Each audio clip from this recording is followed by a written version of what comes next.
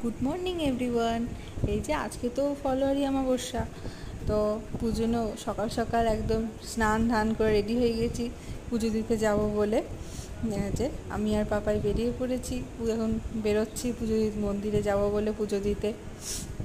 মন্দিরে এসে দেখি দেখো কেমন ভিড় হয়েছে, প্রচণ্ড ভিড় হয়েছে মায়ের মন্দিরে। এই যে এখন দাঁড়িয়ে আছি ছাতা মাথায় দিয়ে, কতক্ষণে যে লাইন শেষ হয়ে যে মায়ের সামনে যাব। এই যে পুজো দেওয়া কমপ্লিট, পুজো দিয়ে এসে এই রাজা কৃষ্ণচন্দ্রের দিঘির সামনে একটু দাঁড়ালাম। দাঁড়িয়ে দেখো মানে আকাশটা মেঘ করে যে প্রচণ্ড কী দারুণ লাগছে দেখতে, তাই জন্য ভাবলাম তোমাদের সাথে একটু শেয়ার করি, একটু দেখাই এত সুন্দর লাগছে দেখতে।